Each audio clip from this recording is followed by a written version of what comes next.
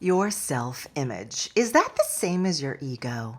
Or maybe it's confidence. Oh, just what is self-image exactly, and how do we build it or lose it?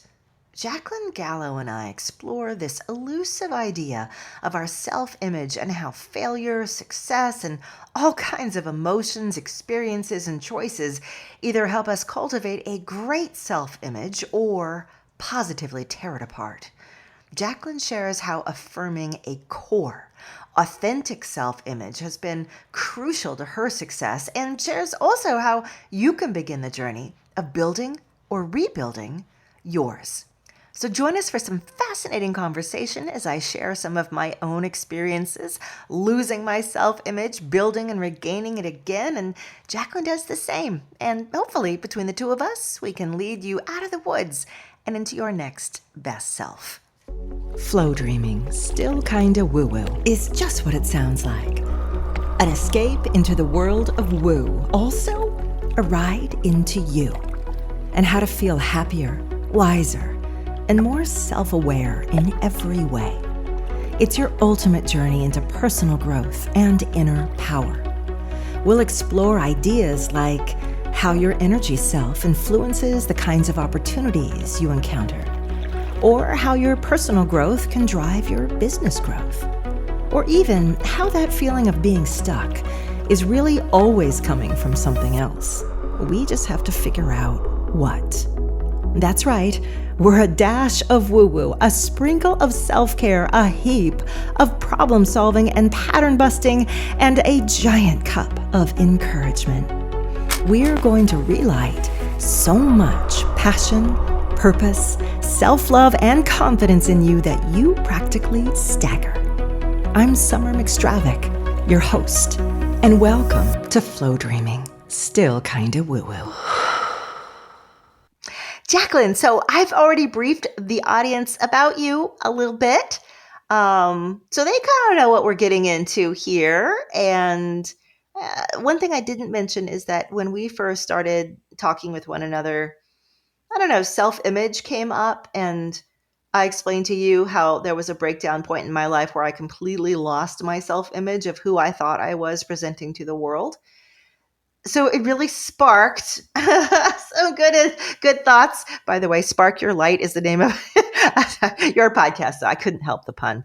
Um, so I just want to dive right in. Let's go with self-image. Why did this become a topic that wrapped itself into your life?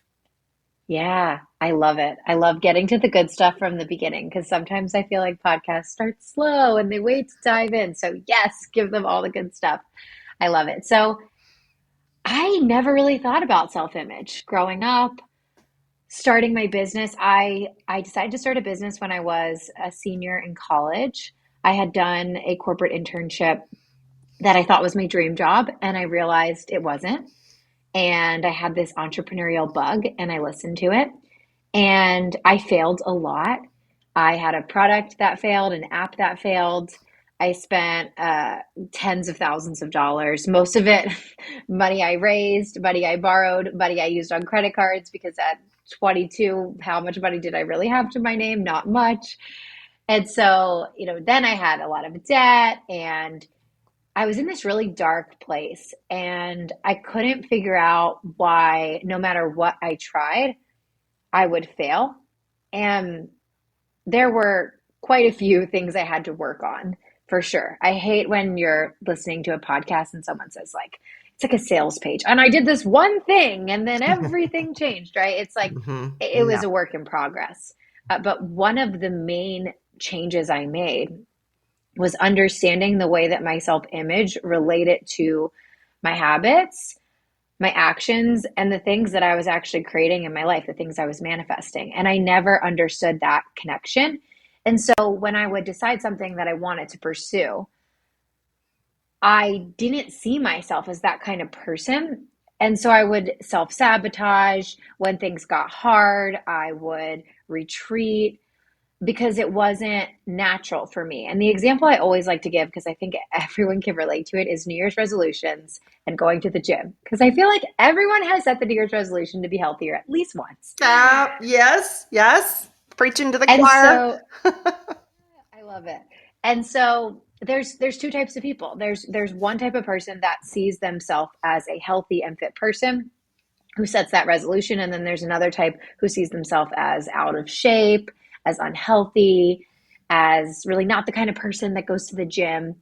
And so both of these people could be in the same situation. At first, the first couple weeks, they're doing really well, they're sticking to their goals, and then something hard happens. Maybe there's a really bad snowstorm and they can't get to the gym that day.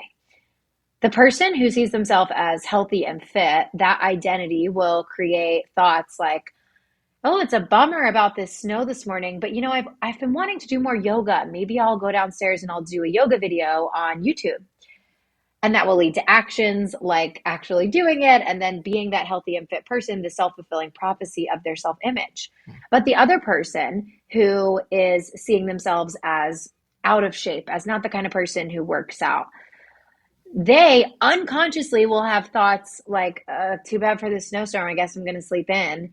And they will not work out, and they will lead to the self-fulfilling prophecy of breaking their resolution and really reinforcing this self-image. And so when I started to realize that that was a problem in my life, I started to ask myself, what are my goals? And it was at this time that I went on a personal growth journey and started sharing about it. And that's basically how I got into the work I do now.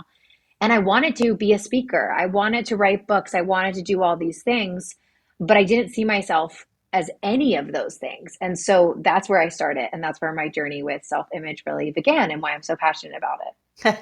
As you're talking, an old TV show line or movie, I'm not sure what it is, but who do you think you are? You know that? And Yes, I'm like, yes. well, actually, if you really want to know, I will tell you who you think you are. For me, that's how I translate self image. Um, Yeah. as long as I'm thinking of myself as not capable, not healthy, not this, not that, that's who I become. So I'm gonna back up a little bit and point out a couple of funky commonalities between us. I also started a business in college. I was fortunate to only walk away with $30,000 in losses, but failure, you're right. And this is like the next big question for you. When you are coming off a stream of failures and your self-image starts to be, I failed and I don't know why. There must be something wrong with me. I must just not be capable. I must not be cut out for it. There must, right? Yeah. How is that? How do you reverse that? How do you like change that narrative right there? Yeah. It's so interesting because growing up, I always attributed success with if you work hard and you are good enough at the thing, right? Then you'll succeed. And failing at entrepreneurship was the first time I experienced I worked hard. I didn't succeed. Therefore, exactly what you said. I felt all those things. It's me. I'm the problem. The Yeah. Taylor Swift Yeah. lyric. It really is me. I wish that song was out then because man, I would have danced around my bedroom singing that because that's how I felt.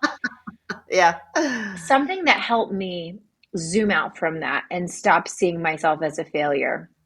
There's really two parts. The first part was realizing that that wasn't the whole pie. The pie of success wasn't just hard work, me being enough, and that makes up success, right? There were all these other components. One of them was strategy. One of them was timing. One of them was alignment and what I'm meant to be doing, right? And so all of these other components, I was just missing them.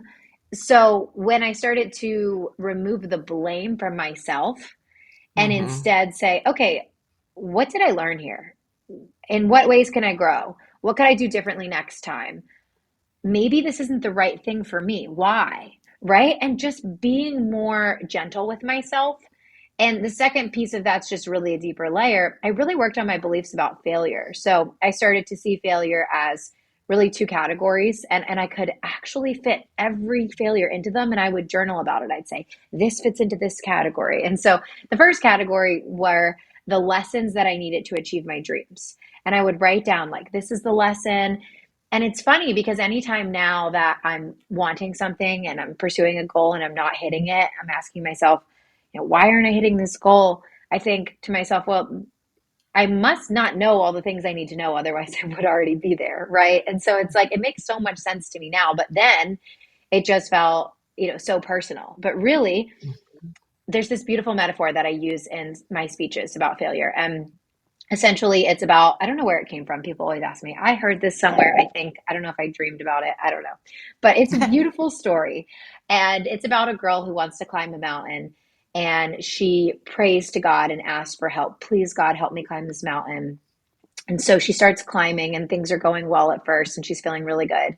And then the mountain dips and she finds herself in the valley. And in the valley, there's all these ups and downs. And every time she goes up, she feels like, okay, it's a turning point. And then she goes down again and she starts to get so frustrated. She yells out to God. She says, God, I asked you to help me, but you're taking me backwards. Why? Swoops down and says, you asked me to help you. And I looked at you and I thought, oh no, her legs aren't strong enough for her to climb the mountain. And if I just let her go up, then she's going to make it 80% of the way there and she's going to have to turn around. So I devised a plan to help you. And I put you in this valley with this series of ups and downs because by the time you leave this valley, your legs will be strong enough and you will now be able to climb the mountain. And it just makes me realize that our failures are usually the exact thing we've been praying for, asking for, manifesting, dreaming about. And we just have trouble seeing them that way. But when we look at it like we're climbing the mountain and we're in the valley and we just need to get our legs a little stronger, then we can remind ourselves that it's not that we're not enough, it's that there are lessons we need to learn to get to where we're going. And so that's the one category. And the other category that I consider is redirection. So I feel looking back, actually, I know with certainty looking back that I wasn't on the right path for me, but I just didn't know. And there was no way I could have told myself what the right path was until I made those mistakes, lived those things. And so doing the work I do now is so much more in alignment with my unique gifts and talents and what I love to do and what brings me joy and just what I think I was born to do, to be honest. But when I was building an app or building this product, I thought those were the things, right? And so I had to have them fail because if they had succeeded, I would never have found this work. So between those two categories, I've been able to take all of that icky, heavy, I'm not enough feeling and realize that actually I've been being guided, I've been being taught, and things are really actually good, even though they're still really hard in failure. And now when I fail, it still sucks. I Mm. still, have that moment. I think when we hear stuff like this, we think, oh, I'm supposed to just be in the middle of the failure and be like, it's okay, everything's good. But you still feel frustrated. You still might want to cry or, I don't know, drive through McDonald's or something. But whatever it is, do those things, take care of yourself, and know that you're being guided. And so that's what's helped me the most. Yeah. I 100% experienced both of those forms of failure in my first. I was pursuing the thing that wasn't actually for my, I don't know, highest guidance, my purpose, Yeah. my direction, Yeah. not knowing that at the time. And secondarily, I had gaping holes in my knowledge of how to run a company and how to do like certain aspects of the company. I was great at certain. I was clueless, and Yeah. I was very upset with myself. Like, well, you're supposed to know all the things, and I had to step back and go, wow, I do not know all the things, and that's why this happened. So what are those? What are all the things? I need to go find those now. Mm. And so I did. Life scheduled me a series of 10 years of learning all the things before releasing me again into the world of entrepreneurship. So I directly know exactly what you're talking about. I'm sure people listening know the same thing. I love it. I feel like our stories are so Mhm. aligned. Yeah. Here's another little story I wanted to share that I definitely knew I wanted to talk with you about. Speaking of self image or who we think we are, who do you think you are? I don't know why I always do it like I'm from the Bronx. Who do you like? This guy, who do you think you are? It must be from a I think TV it's show or from a movie something. or something. Yeah, Maybe yeah. Rocky? Rocky? Oh my Oh, God. Rocky. So funny. Okay. I always felt that if I could present a certain way, I'd achieve certain results. Present as intelligent, present as kind, present as industrious, hardworking, and everyone would see me that way, and then I would get what I wanted from life. I know this sounds very like tit for tat. I guess it kind of is in hindsight. When I experienced cancer, there was a moment when I had lost all my hair, and you become this little sunken corpse of yourself. You're bald. You're everything is aching, and you're climbing into your car to go get groceries, and you're thinking I should have put a wig on, and then I'm like, those are hot and scratchy. I'm not going to do it. And for me, I was kind of young, and I remember moments like walking through stores, especially, and people would look at me, and I instantly felt like they see me as some weird, sick person they're feeling very sorry for. And they're getting out of the aisle and they're getting out of my way. And I'm walking through these like food deserts, literally inside the grocery store of no one. And I realized they're not looking at me how I want them to see me. They don't see me. They're seeing something else. This is not me. This is not me. And it was almost like having a complete stripping away of my ego, of how I wanted my control over how I wanted the world to see me. Mm. The upside that came from all that was I got okay with it eventually, stopped caring eventually. And then I had the blessed ability to rebuild the person that I wanted the world to see from scratch. And I realized that I was going to spend a lot less time controlling how I wanted other people to perceive me. So Wow. that's a self-image like story. And I just wonder what your perspective is on that, because on the one hand, we really want to be and stand in our self-image. This is who I am. But there's also a gift in releasing a little control over having other people necessarily need that from you. I don't know if you've had this question before, but you're an expert, so I'm asking you. Yeah, no, it's beautiful. It's a beautiful story of something so tragic in your life that had a blessing in disguise in that stripping away Hmm. of your self-image. I think that anytime we try to control something that we can't control, we feel bad, right? So trying to control how someone else sees you makes you feel bad. And I also think that something really interesting about self-image is I do think it's possible for people to see you for who you truly are when you strip away the need for others to see you in a different way. So, like when I was starting my business and I started speaking specifically, like this business I kind of have now, I guess you could say, I consider it all one. It's What just like continuous long business. one mountain that I've been climbing. Hmm. Oh yeah, oh yeah. Like I've just changed the name like four times. And anyway, when I first started speaking, I think I was maybe 24.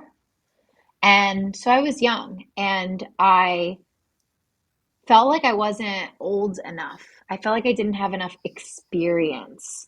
I felt like no one would take me seriously. And so I felt like I had to fake that self-image. Like my photo shoots had to make me look older. And even other people in my life would contribute it. My mom would say, "Oh, you're talking to a company about speaking? Just don't mention what year you graduated college." I'm like, great. And that was a Yeah. genuine, she was trying to help me, but it actually made it worse. And whenever I would try to do things to portray a different self image than I felt, it never really got me anywhere. Or when it did, like sometimes I would get paid way more money than I felt in my self image that I was worth, which is so Yeah. weird. And I actually, it didn't really feel right. And I was like, I just don't think I'm there yet, which sounds really crazy because you're like, well, why don't you just take as much money as you can get? But actually, I wanted to be confident and feel good about the service I was delivering and work my way up. And that felt more genuine to me to just be myself and Hmm. admit my age and just own all that stuff. And what's ironic about it is when I did, it was kind of like sunshine that was like Hmm. glowing out of me. And it just glowed for who I truly was. And none of those things I was insecure about mattered. And in fact, they actually started helping me. So I would have, organizations reach out and say, oh, we're looking to connect with the younger generations in our company, or we're looking to involve more young entrepreneurs. We think you'd be a great speaker. We think you could connect with them better. And all of a sudden, like the things that I hated, that I was trying to hide, that I wasn't confident in, were becoming the things that were really supporting me. And so I think when we try to put on a fake self image and control what other people think of us, it either doesn't work, it feels terrible, or it does work, but then it still doesn't feel good. It's like when you force yourself and push, push, push to a goal and you get the thing and you're like, oh, it's not really that great. Uh, so I find that it's best to strip it away and to focus on seeing yourself and being the person that you want to be. And when you're being the person you want to be, you're not worried about how you're perceived, right? So I'm not like, I want to be older. Yeah. Plenty of time for that. I That's never thought that in my life. I just wanted to be perceived that way, right? So when I focused on who did I want to be, I wanted to be a really great speaker. And I started spending lots of time watching other speakers and studying them and practicing mhm, and writing speeches and giving speeches. And all of a sudden, I became a better speaker, right? I wanted to be someone who really helped mhm. clients. So I started learning all the strategies and techniques that I could to become a better coach, right? So I just started being the person I wanted to be. And then those things just naturally shined through. So I think that it's natural to want to control it, but it doesn't Mhm. really get you anywhere. Yeah. Yeah. When you talk about being your self-image, how do you there must be a method or a way that you teach that lets you grow and develop certain parts of that self-image? Because I know a lot of us, we have some good self-image here, like, I think I'm a really good daughter. I think I'm a decent friend. I've got some judgments. I think I'm a good teacher. There are places, though, where, my self-image is not so hot, and I'm being that, but I want to be different. How do you address the growth of your self-image, I guess is what I'm asking? The change, the direction? Yeah. Yeah. I think it's important to get clear on how do you want to see yourself, as it helps looking at your life vision, like where do you want to be in your life, right? What's your vision? What are your goals? And you can either, some people, it's very easy for them to see, well, that's the version of, I know who that version of me. She's more confident, she's healthier, she's whatever, right? And it's really easy. Other times it's helpful to, well, I don't really know who that future version of me is. Look at, okay, well, what are the goals? Okay, you want to grow your business. So who do you need to be in order to do that, right? Well, I need to be more confident around finances. I need to be a better leader. I need to be X, Y, or Z, Mhm, right? And so, kind of just getting an idea first of like, what are the different facets of your self image you want to improve? And then when you have those, I think it's a two-step approach, mindset and mhm, action. Like most things, I think it's a beautiful combination. So with the mindset piece, it's just starting to incorporate self-talk and affirmations that can slowly bridge the gap. So I've never been a fan of, let's just say these affirmations that feel like a total lie, and it just kind of feels like it's stretching you so much that it's not helping you. But instead, if you want to see yourself as better with finances. Let's use that example, right? Well, is there a very small step that you can sort of put into an affirmation? Like each each month, I become a little bit better at managing my finances. mhm, And that way it's a little bit lighter so that you don't have to overnight, become a CPA, but maybe you put a little bit more in retirement and manage the cash flow a little bit better. And then the next month you do one other thing. And then this pairs with the action part. So the action part is asking yourself, what action step would help me see myself as that kind of person? So the simplest example that I love to give is if you wanted to see yourself as a runner, just go outside and run for 10 minutes a day. And if you do it every day for a couple weeks, you're going to start to see yourself as a runner. That's it. That's all it's going to take. It doesn't take a huge change. It actually takes these really small mhm, steps. And you can start to think of what those things are for you. They're different for everyone. And some self images are more self explanatory, like runner, if it's an ER type of thing, right? Can you make that into a verb? And you like, I want to be a writer. Okay, I need to write, right? I want to be a speaker. I need to speak. But other times it's a little bit more complex. Like, I want to be better at finances. What does that look like for you? Hmm. So for you, it might look like the main thing that I struggle with is I don't save anything for retirement as an entrepreneur. Okay, great. Can you set up an auto withdrawal from your bank account, $100 a month today? And then when you start saying that affirmation, you know that you actually are doing Hmm. it, right? Or maybe for you, it's that you don't look at your bank account and you're afraid to look at it. So maybe just logging in and looking at it or tracking your expenses, right? Just basic things. But you're going to know what you need to do for you. You're going to know what those little actions are to start seeing yourself that way. So then when you combine the affirmations and taking it a step further, I like to do affirmations plus self-talk, right? So the affirmations are great, but if you just do it in your morning routine, it's only with you for that little part of your day. And we have 60 to 80,000 thoughts a day, right? And so how can you start to just reinforce that that's the kind of person you are more and more in your self-talk, which in the beginning, it takes a lot of conscious effort. It might take some external reminders, some alarms on your phone, even telling loved ones. I love to do this, telling loved ones, like, I'm working on this. And it can be about self image or really anything, but especially in self talk and language. If you notice that I say something that doesn't align with this, please call it Hmm. out. Please tell Hmm. me, because sometimes it's so unconscious, you don't even know you're saying it. So it's hard to Yeah. work on that self talk. But the more you pair it with the action piece, the more you're going to start to see yourself that way. And the more that it's going to become easier to practice the self talk. So these things really go in Hmm. harmony. Yeah. You mentioned writer a little while back, and I've had numerous conversations with people who say, I want to be a writer. I want to be an author. I say, well, are you writing? And they say, yes. Then I say, you're an author. You're a writer. And it's like there's a perception, a buildup of what author writer is that's so different than what they actually are Mm, doing. They have a completely different perception. So I'm like, own that. You are, if you are doing that, then you are technically that. So instead, maybe you're going to say, I am a popular writer, or I am a writer with influence, or I am a writer yeah. with a huge audience that I relate to. I am like, take it to the next point. You're already a writer. Move, keep going. So speaking of which, like, because that's sort of businessy related, and I know that you teach a lot about entrepreneurship and changing the mindset and the self perception. What do you discover when you work with entrepreneurs or people who want to be a certain thing? Where do they often like? Where is their self image not aligned to what they're trying to become? Yeah. Great question. It's exactly what you said.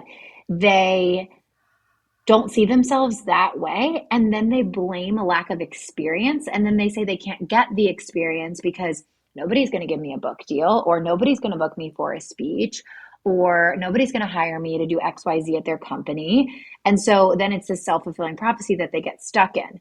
And I remember being in this because when I first discovered this was around the time that I was kind of building this career and I wanted to see myself as a speaker. Mhm. And I thought the same thing, like, nobody's going to bring me to speak.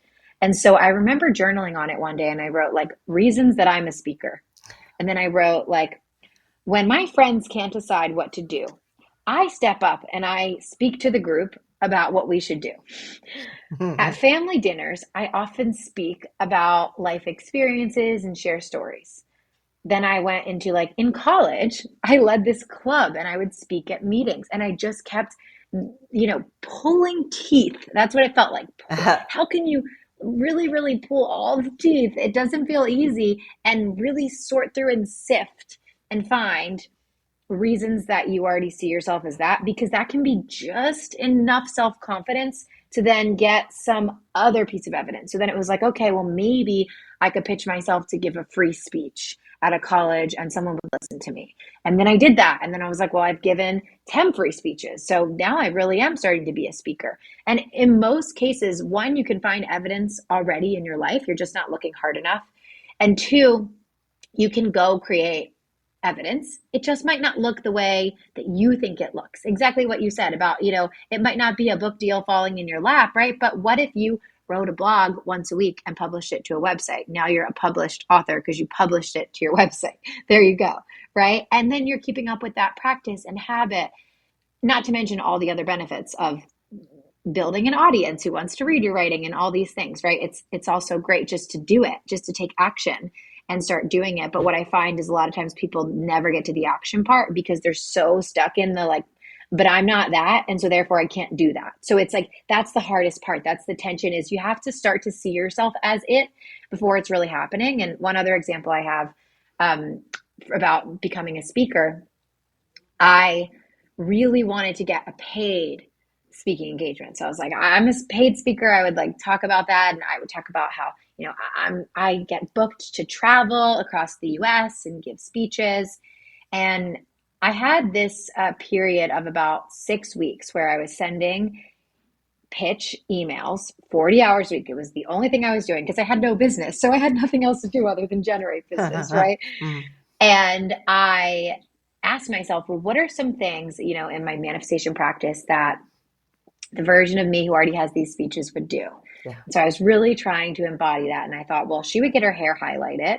She'd want to, feel pretty on stage, and she would get a nice dress that she could wear and some shoes. So I did the whole thing, right? I got the dress, the shoes, got my hair highlighted, and I went with the hairdresser. The hairdressers love to chat about life. They're just like low key a therapist that doesn't have therapy Yep. training, but I swear they're the best therapists. At mine yesterday. Yep. Exactly. Exactly. Love it. And so she's like, "Oh, what are you up to?" Like, she had known like that I had all these like failing businesses, and I was like, "Well, actually, like I'm speaking and I'm traveling to." At the time I was pitching myself to colleges, so I said I'm traveling to different colleges across the country, and I'm going to be giving speeches to students. And she's like, "That's so awesome. Where are you going to be speaking?" Now, keep in mind, I hadn't booked a single speech. I hadn't even gotten an answer to one of my emails, let alone a Yeah. phone call or anything. And I Hmm. said, well, I'm in the process of coordinating, because I sent the email. I am Hmm. starting the coordination. Hmm. And so I'm not exactly sure yet, but probably all over the country. I mean, I'm coordinating with schools in the East Coast, the West Coast, the Midwest. I named everywhere in the United States.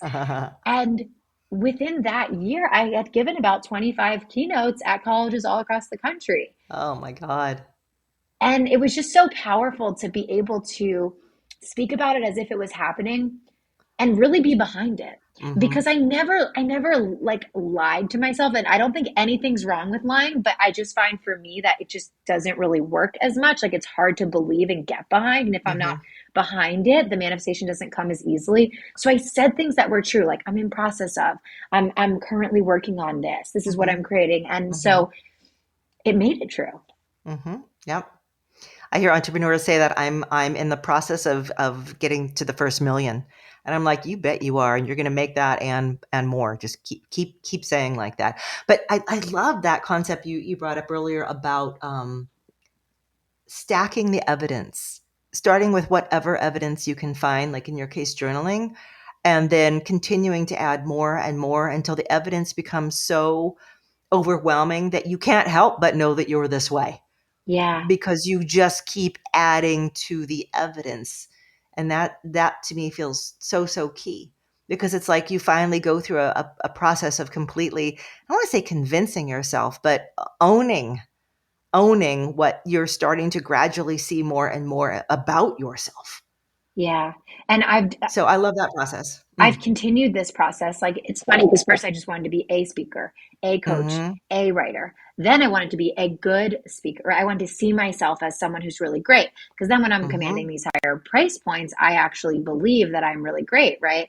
And so then that was Yeah. a whole new identity I had to form. And so I just did the evidence again. And in this case, I would take screenshots from messages that I would get from people after my talks, or after a coaching session, a testimonial, and I would just save them in a folder on my Mm-hmm. phone that said evidence list.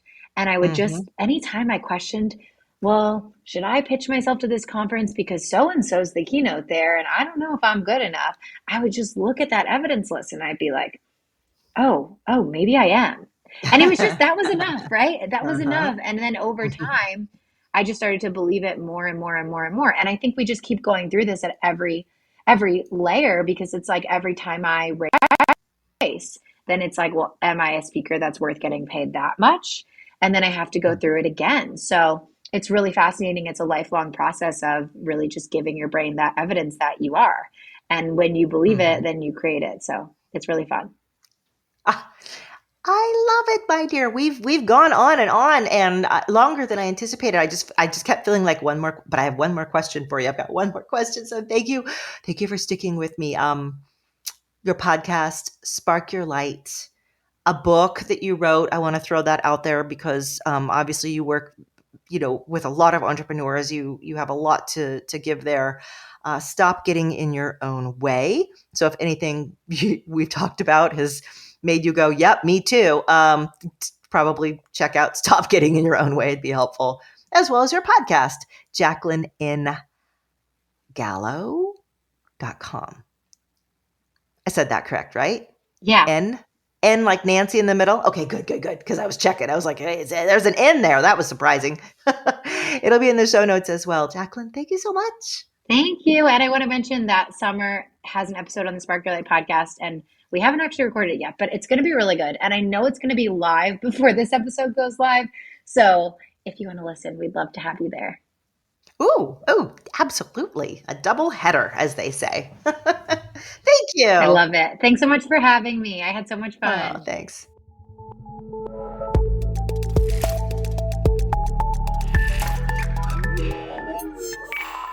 So the next time someone says to you, "Who do you think you are?" I hope that you have given it some consideration and you can say, I'm a writer, I'm a speaker, I'm a teacher, I'm a gentle person with a loving heart, I'm a parent, I am guiding people in my workplace to grow and expand. Like, I want you to know this is your self-image. And I think Jacqueline did a really great job of unpacking it so we can understand it as something that is a powerful aspect or ally within ourselves and something we can rely on instead of just waiting or hoping and not being sure how it's made or created, right? This is your self-perception. And as you can tell, it gets dinged up at times and it has to be repaired. And that's just the way that we move with it, right? That we flow with it. So everything Jacqueline mentioned, you can find. I put it in the show description. Again, she's at JacquelineGallo.com, JACLYN. Gallo is GALLO.com. Also, do check out her wonderful podcast, Spark Your Light. As she mentioned, I am a guest on her show as well, and she's got a ton of other wonderful interviews there for you. So with that, my darlings, my loves, I will see you all next time as we cruise through yet another episode of Flow Dreaming, Still Kinda Woo-Woo. Maybe you remember one brilliant thing, my summertime manifesting challenge. Well, I wanted a way to keep that energy going all year round. That's how I ended up creating the Flow Dreaming Mastermind. This is different than any other program I've offered. For one thing, it is packed with teachings. Not only do you get immediate access to 36 courses and all the accompanying flow dreams and worksheets, but you and I will get to flow dream together each month live. Each month, I plan a special event, a flow dreaming session coinciding with the full moon or other potent day, and we gather to create huge manifesting energy. Think of it like a series of special events, and you're invited to every single one as a Flow Dream Mastermind member, a Flowy, if you will. And best of all, it's affordable. Costs as much as taking a family of 4 to Applebee's each month. No kidding. You'll get to connect with like-minded souls around the world for flow dreaming parties, joyful energy cleansing, flow dreaming, some woo-woo rituals that show a little of my witchy side, and just a heck of a good time. Because the lighter and brighter you are, the lighter and brighter your life is. Check out the Flow Dreaming Mastermind at flowdreaming.com because our next special event and party is just around the corner.